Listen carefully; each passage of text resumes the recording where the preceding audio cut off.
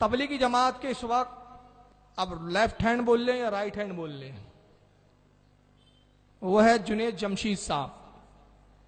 आजकल Q TV पर भी आने लगे हैं और तबलीगी जमात की वेबसाइट अगर कोई सर्च करता है तो देखा होगा उसने कि जुनेद जमशीद तारिक जमील का खासम खास है।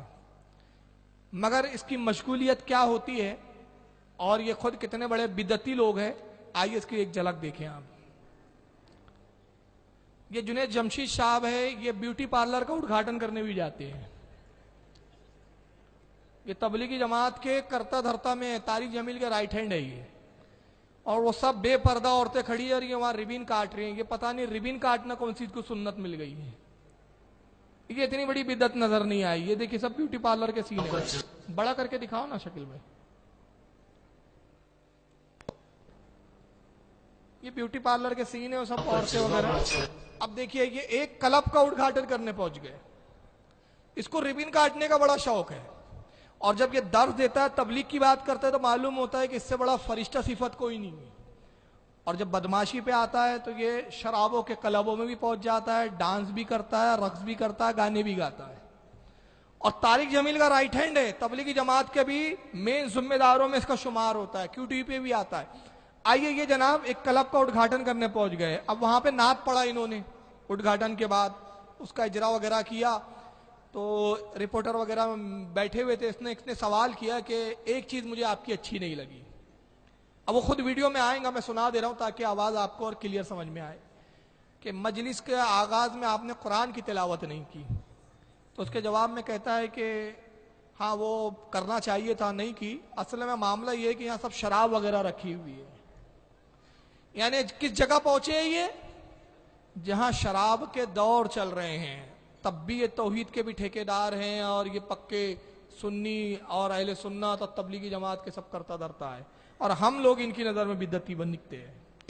आपका जज्बा बड़ा अच्छा है, आपके इरादे बड़े नेक हैं और आपने जुनून है मुस्लिम उम्मा की खिदमत। अल्लाह आपको खुश रखे, आप दुआ फरमाइए। लेकिन एक चीज आप भूल गए हैं जो बहुत जरूरी है, जिसका मुझे बड़ी फीलिंग हुई है जी जी कि नबी वसल्लम जब भी कोई काम शुरू करते थे या हमारे अकाबरीन जब भी कोई काम शुरू करते हैं तो पहले तिलावत, जो पहले किरत करनी है ना, वो एक किस्म का खुतबा होता है।